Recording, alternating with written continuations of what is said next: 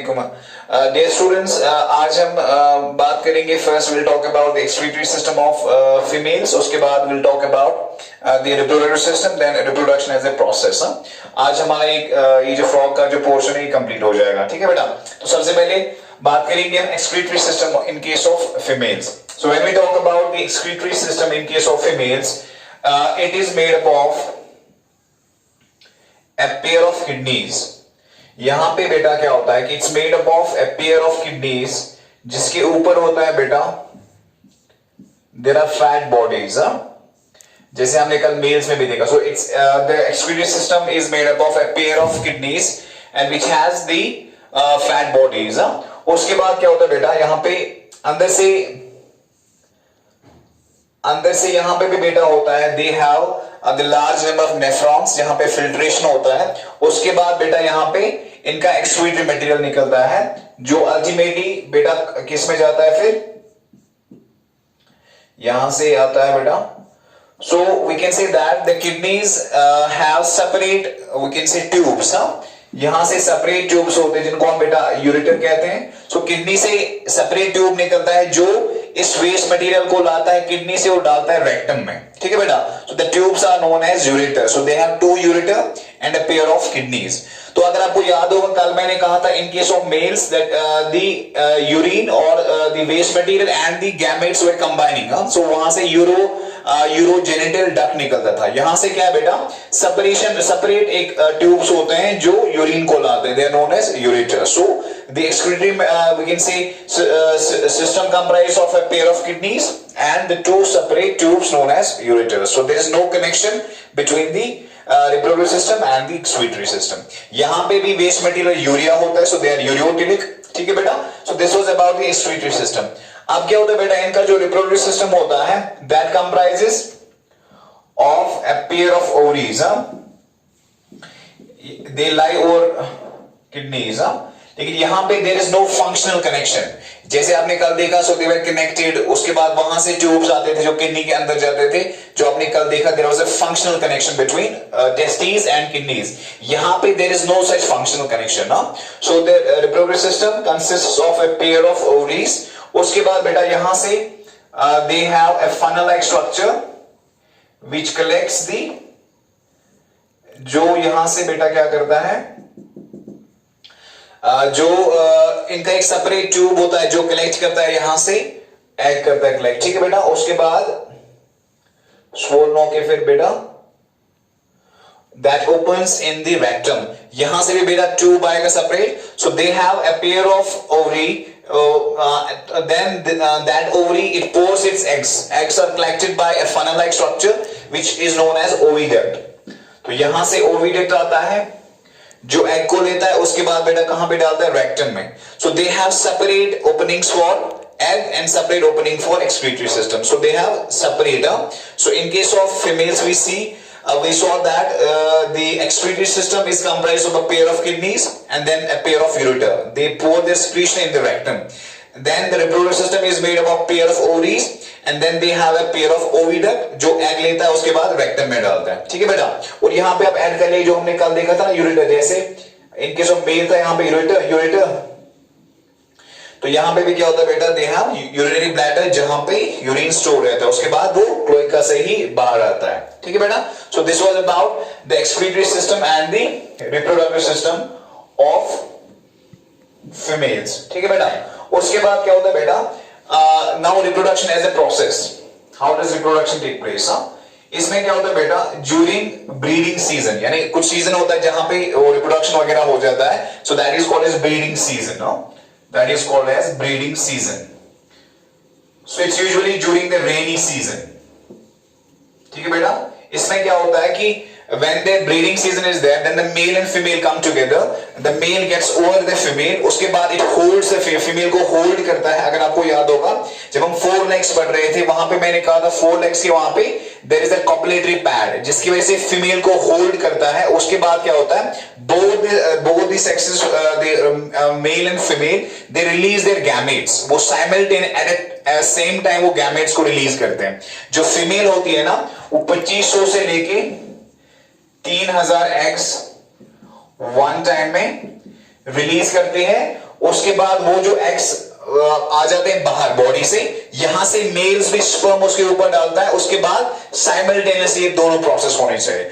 उसके बाद ये जो एग्स एंड स्पर्म्स है ना ये पानी में चले जाते हैं, so they are we can say release inside the water and then the fertilization takes place outside the body, so that's why it's called as external fertilization. तो यहां पे क्या होता है बेटा, एक्सटर्नल फर्टिलाइजेशन किसमें होता है ये बेटा, वाटर में। So yeah, for example, this is the male, this is the female. Or simultaneously, when they're copulating, the gametes come out in the water. So they have to be simultaneous. Otherwise, पानी की, क्योंकि पानी है, पानी इसको ले जाएगा दाएं बाएं. So we can say the release has to be simultaneous. एक साथ ही eggs को भी release होना है और sperm को भी release होना है. Once they, we can say combine and then they form zygote. So the combination of sperm and female, this egg, they form zygote. उसके बाद बेटा जाइगोट ये हैच होता है इनटू ए लार्वा, यहां से लार्वा निकलता है जिसको बेटा हम टैडपोल कहते हैं। सो टैडपोल, ये जो टैडपोल होता है बेटा इसमें कुछ इंपॉर्टेंट फीचर्स होते हैं। सबसे पहले होता है बेटा इसमें रेस्पिरेशन होती है गिल्स के through, so the respiration is with the help of gills. उसके बाद बेटा दूसरा इंपॉर्टेंट चीज है the excretory material is ammonia, so it is ammonotelic. This is also very important. So the respiration is with the help of gills and the waste material is ammonia, so it's ammonotelic. उसके बाद third important feature is that the tail is well developed. Tail is well developed. ठीक है बेटा, so इसके पास tail भी होता है जबकि frog के पास नहीं होता है, so it's having well developed tail. The respiration is with the help of gills and the waste material is ammonia, so it's ammonotelic. उसके बाद क्या होता है बेटा, ये जो टैडपोल होता है ये कन्वर्ट होता है into adult and the process is known as metamorphosis. So the process by which the larva tadpole is convert into adult it's known as metamorphosis. ठीक है बेटा, यहां पे जो मेटामॉर्फोसिस होती है ना ये होती है बेटा, इसको हम बोलते हैं रिट्रोग्रेसिव। रिट्रोग्रेसिव का माने क्या हो गया, रिट्रोग्रेसिव मींस जब कोई स्ट्रक्चर होता है लार्वा में जो बाद में वी कैन से चेंज होता है, जो बाद में एब्जॉर्ब होता है, चेंज होता है इनटू सिंपलर वन। क्योंकि अगर आप देखेंगे लार्वा में टेल था जो बाद में वी कैन से सप्रेस होके कंप्रेस होके खत्म ही हो जाता है, क्योंकि यहां पे डिमोशन एक हिसाब से हो गया ना, so that is called as retrogressive. Usually क्या होता है फ्रॉम सिंपलर टू कॉम्प्लेक्स बनता है, that's called as progressive metamorphosis. लेकिन यहां पे क्या होता है from we can say complex simple, या we can say a structure gets completely changed or disappears, so it's called as retrogressive metamorphosis. So this was the we can say fertilization. Then once fertilization takes place, then larva comes out, then larva is known as tadpole, then it gets converted into adult with the help of metamorphosis. कौन सा metamorphosis है बेटा, retrogressive metamorphosis। ठीक है बेटा, उसके बाद आपको पता है थोड़ा सा 2-4 पॉइंट्स वहां पे दिए हैं। अगर हम बात करेंगे nervous system and endocrine system की, जैसे ह्यूमंस में होता है we have different kinds of glands, we have pituitary, then we have thymus, parathyroid, adrenal gland, gonads, वो हम ह्यूमंस में पढ़ेंगे तो यहाँ पे अब जरूरत पढ़ने की नहीं है। उसके बाद when you talk about the nervous system, it's having central nervous system and peripheral nervous system. Central nervous system में ब्रेन एंड स्पाइनल कॉर्ड होता है, ये भी जस्ट जैसे ह्यूमंस में है वैसे ही, सो यहाँ पे हमें सेपरेटली जरूरत नहीं है पढ़ने की। सो जस्ट एक पॉइंट में यहाँ पे I will just emphasize ki in case of frogs they have only 10 pairs of cranial nerve. This is important क्योंकि यही एक पॉइंट डिफरेंट है यहाँ पे, इसलिए मैं इसको एम्फेसाइज कर रहा हूं कि there are only 10 pairs of cranial nerves. जब ह्यूमंस की बात करते हैं ह्यूमंस में 12 होते हैं, 12 पेयर्स, तो जबकि फ्रॉग्स में क्या होता है बेटा 10 पेयर्स। तो ये आपको एक डिफरेंशिएटिंग पॉइंट याद रखना है। ठीक है बेटा, उसके बाद कुछ पॉइंट्स इंपॉर्टेंट है। फ्रॉग की इंपॉर्टेंस क्या है, फ्रॉग सबसे पहले क्या होता है इंसेक्ट्स को खाता है, क्योंकि आपको पता है कार्निवोर है, उसकी वजह से इंसेक्ट से ये क्रॉप्स को बचाता है। उसके बाद it's an important we can say component in the food chain. उसके बाद कुछ कंट्रीज है जहां पे फ्रॉग की लेग्स को खाया जाता है। ठीक है बेटा, जैसे फ्रेंच डिश जो होता है, चाइनीज डिश होता है, and there is one country Croatia.